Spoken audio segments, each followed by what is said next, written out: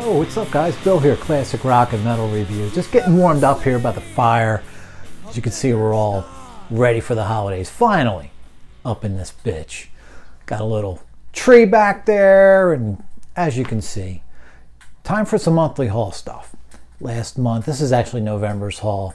Got 14 CDs, one vinyl album that's killer, one cassette, actually. More of a novelty thing, but still pretty awesome. So let's get to it. How about time for a cold one? I don't know about you. I could freaking use one right now. I went to record this video this morning.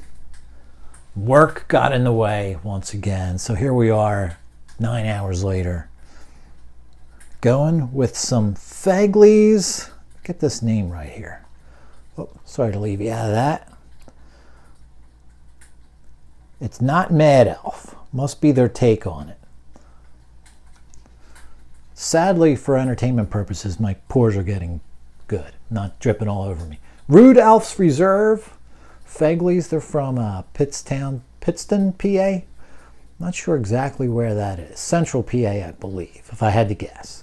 That's where I'd go with that one. So let's see, man. Looks like we're actually already settling down. An good old instant sip for a change.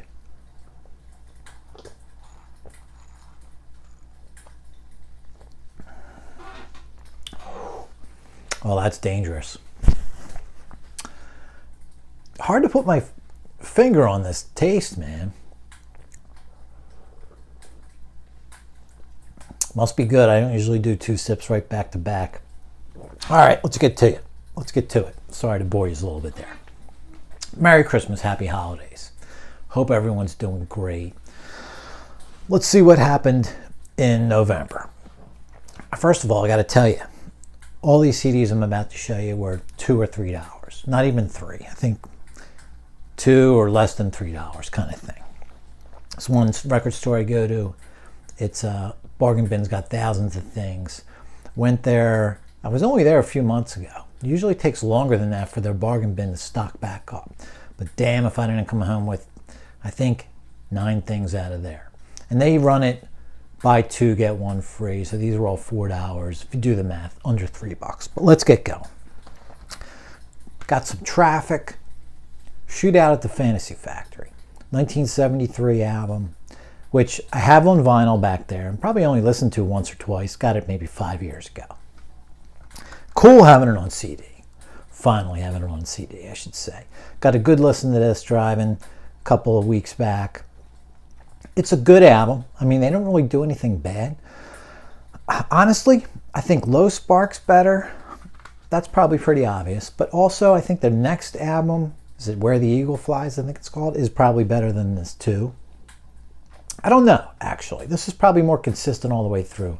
Where the Eagle Flies has some songs that are, a couple of songs that are better than anything on here. So take your pick with that decision there, as far as which is the best Traffic. This would be the next to last album. So that was a good pickup. Happy as hell with that. I think that actually off of eBay with that guy. As is this one, Daryl Hall and John Oates, Marigold Sky. Pretty poppy on this one. I think we're a lot of electronic drums. I think it's 1997. Heard it once, maybe 15, 20 years ago. Don't remember anything about it. I'm about halfway through it, and it's pretty good album. Pretty good for what it is. Pop, late 90s pop. A lot of electronic help from the studio kind of thing. But it's still really pretty strong, good album from them so far. 6 or 7 songs in. Here's an album. The only thing I ever knew from these guys, Whitebird. Probably the same for a lot of yous. But did get one listen to this one already in. It's a Beautiful Day. 1967 psych rock here. I don't really know if I'd go psychedelic with the description. I guess it does fit the genre. It's a pretty loose term, right? But the whole album is somewhat along the lines of Whitebird. Dual vocalists, flute makes an appearance in most songs, but pretty good. You know, I heard this like three, 4 weeks ago now. I'm starting to forget a little bit about it. Definitely worth a return, visit soon. Really sort of its own genre kind of thing, you know, one of those. Nice pickup. Some Simon and Garfunkel. I think I only have one of their other albums. I got Bookends, an eBay purchase for $2 or $3. A couple of songs that, I used to have the greatest hits. I think I might even still have it again back there now. But a couple of songs I recognize from the best of. So this should be a cool one. I'm not even sure what year this one is. I won't tell you because I'll probably just guess wrong. And you know what? I got to go back for some more Rude Elf's Reserve. I was going to say Santa's Elf.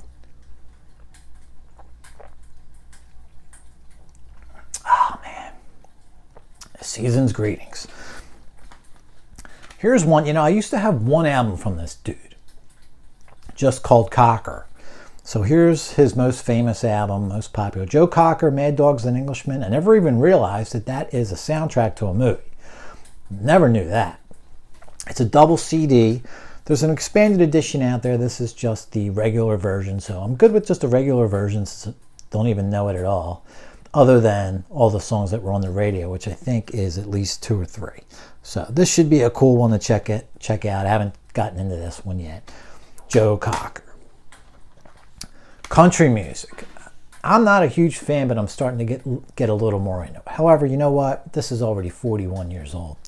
I'm pretty sure it's 1982. Willie Nelson, Always on My Mind, title of this one.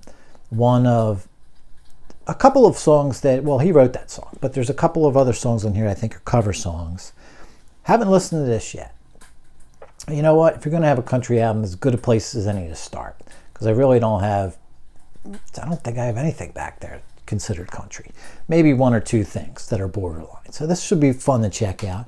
I remember seeing this in the new release rack, 82. That's right when I was really getting hot and heavy and then shopping for music, even before I could even afford to buy anything. And same year, I guess, Go-Go's. What's the name of this guy? Beauty and the Beat. Their first album, as far as I know.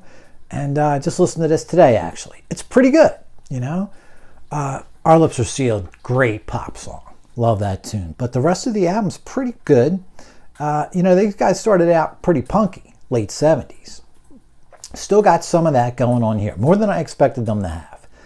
Sort of that jangly, kind of reminds me a little of Dead Milkmen as far as the sound goes, and in some songs, the spirit too. Real loose, kind of punky kind of stuff. Really kind of enjoyed a first listen to it, and more than I thought I would. Our Lips Are Sealed, and even kind of liked hearing We Got the Beat, which I think I really wasn't expecting to like that at all. Something about it when you own something, you're hearing it under your terms, that makes a little bit of a difference versus hearing it on the radio for the 1000th time. All right, here was a nice pickup at, now I can't remember if this was at the record store or not. Doesn't really matter. Guess Who, live at the Paramount Theater. Simply called Live at the Paramount. Live album, I think it's from 75. I used to have this on tape, and this one is an expanded edition, Buddha Records. I took a picture, I snapped a pic actually before. I changed the case. The case was just a little crappy. But this was actually sealed. This version has 13 songs, 6 bonus tracks versus the regular album and cassette. So I really thought the cassette had at least 8 or 9 songs. According to this, 13 songs and 6 are bonus tracks. There was only 7 on the original. I do remember the original not having anything I really knew from the greatest hits. Late 60s, early 70s greatest hits. And now we get some of that. Share the Land, No Time, These Eyes. All songs that weren't on that cassette version that I own. So this is a really cool, Buddha Records does things right. Nice booklet with this guy and cool picture behind the CD. Really looking forward to hearing this. And what I'm really looking forward to the most is hearing this is supposedly the full show. I don't know if it's the complete show. I think I read in this book that it's the full show. 13 songs, I guess it could be. And, looking forward to hearing some of those greatest hits mixed in with the early to mid 70s stuff that made up most of this. Pretty much all of the original cassette that I used to have. Little Feat, I think this is their 1988 sort of comeback record, Let It Roll. I'm not sure if I know anything from the radio or not. I don't really know. Honestly, I'd have to I haven't listened to it yet, and we'll see when we get around to this. Really like that Waiting for Columbus that I picked up earlier this year. That's an awesome album. A lot of you guys already know that. Let's get into some more of this. Man, it's hot in here. Getting a little hot. All right, so love March of the Saint.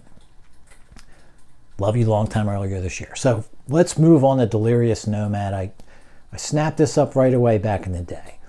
Loved March of the Saint, Delirious Nomad. I'm sure it's going to be more of the same. It really wasn't for me. I thought I only heard it a couple of times, but listening to this, I did recognize a lot of the songs, and more than I thought I was going to. So I guess I must have played Delirious Nomad more than just a few times back in the day. It's good. I just don't know how much of it stands out. I just need some more listens with this to really give it a full review. But got some more Armored Saint in the mix. And then I look forward to moving on to their next album. I never had anything but the first two. Supertramp, I think this was 90s. I want to say 97, 98 Supertramp. Could be mistaken there. Some things never change. You know, for a couple bucks, what the hell. Guys, if you haven't already noticed, I pick shit up and sometimes I don't hear it for years before I get to it. But I know what I like, so I know what I want to hear, at least. Some Supertramp. Never go wrong having some more Supertramp around. Dan Fogelberg, saw him on this tour, 1991. I'm pretty sure this album's a 91 album called The Wild Places. I think his catalog's pretty solid almost all the way through. A couple albums better than others, but pretty consistently good. This one, I don't think it was great. I only heard it once back in 91. My cousin had it. So, you know, for a couple bucks, what the hell? You know, every 32 years I want to hear this album or so. Went to the concert. It was a solo acoustic show. I'm wearing the t-shirt that I got at that show. I want to say it was November of 91. One of the best shows I ever saw. Outstanding. I mean, just great. We were in a small venue kind of thing. Circle in the round or whatever the stage used to be called, the revolving stage thing. Place that only had like 20 some rows anyway around the stage. Just awesome. Just great. Had a nice buzz on, snuck beers in. I remember the whole deal.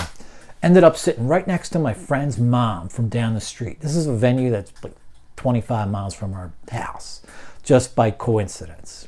Pretty cool, but it was an awesome show. All right, here's a great one. Just finished listening to, actually, I don't think still have a couple songs to go. Rod Stewart, Footloose and Fancy Free, 1977. What a great album this is. At least 75% of the way through. It's 6 songs in. Wow. Awesome, man. You know, I don't think I've really listened to much of his album. I got this box set earlier last year. I'm sure I haven't really listened to that much. Just solid. Hard rock. Not really disco-y at all so far. The 6 songs that I heard or anything. Solid. You know, Carmine a piece on there. Even do Vanilla Fudge, You Keep Me Hanging On. Which, who was that before that? I'm sorry, I'm forgetting that. But man, this is just a really, really great rocking album. And the sound quality on this disc is great. Totally digging this, how it sounded on my car stereo anyway. And if it sounds good there, it's always going to be better in my house. So, and then one last CD, I went and got some Moody Blue, the last album by Elvis, 1977. Title track's great. Couple of other good songs. I have to hear this a little more. You know, a bunch of just okay songs other than 2 or 3 of them. This version here has a bunch of bonus tracks. I mean, I think 9 or 10 bonus tracks. As many songs as the album, or maybe even one more. So they're all pretty good too. Have to hear this one again. You know, I know I'm not getting his greatest work. I just wanted something more after that Aloha concert and just reached for this. And I think it was only like $5 or $6 on eBay. And great shape. And this version isn't the easiest to come by with all these bonus tracks. So I was happy to get this sort of deluxe version of Moody Blue.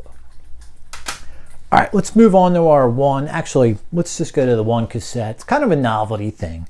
Not an old original, but just a little sort of novelty cassette. Dawn of the Dead and the subtitle Cues from the original 1978 motion picture soundtrack. That is pretty cool. I don't care that it's not even an original old thing. It probably wasn't even out on cassette for all we know. Not really sure about that. Didn't see one when I was searching for this. Stumbled across it kind of thing. Pretty cool, you know. Huge Dawn of the Dead fan.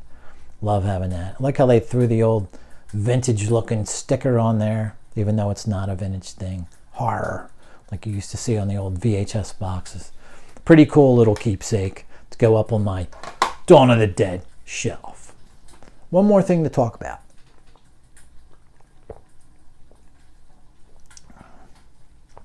Wow, that shit's good. This was recommended by one of you guys early last year. Maybe after I did one of the Love You Long Times. Maybe it was Bullet No Mercy. I'm not even sure. Somebody recommended. I write your recommendations down, guys, whether I get them right away or not.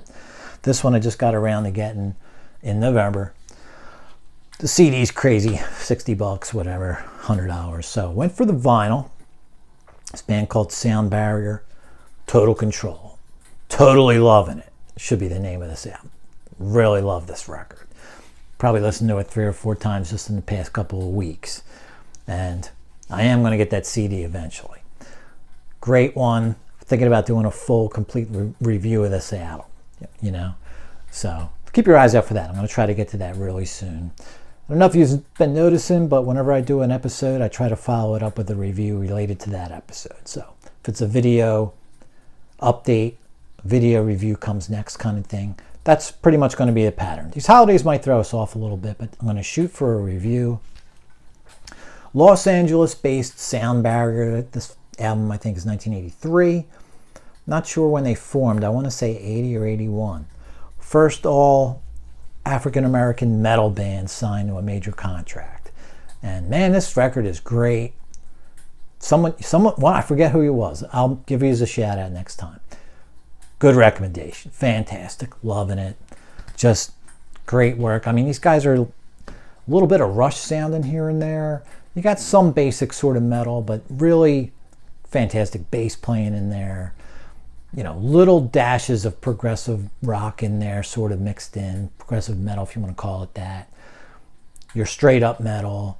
Nice. They have their own sound. No matter what kind of style they're playing on this record, it has a Sound Barrier sound, which is, you know, success. That's all I can say with this record. Such a shame it didn't get way more notoriety, you know. 83, I was fully in the metal at that point, you know. Hadn't heard of it. Which led me to this. One little piece of equipment to show you before we run. And this just happened to be on Facebook Marketplace, a couple of blocks from me. Brand new for $15. So you know what? I just got this a few weeks ago. I had this, you know, I couldn't find it on CD, like I mentioned, anywhere reasonable, and happened to see this guy. One of these vinyl to MP3 converter kind of things. So it's a turntable, and you know, you can use software you download off the internet, and it converts it right into your iTunes. So play your album, puts it into your iTunes digitally.